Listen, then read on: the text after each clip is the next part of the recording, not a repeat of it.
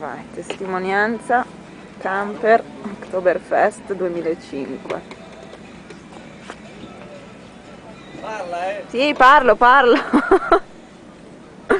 Ore 10:30 della domenica, the day after.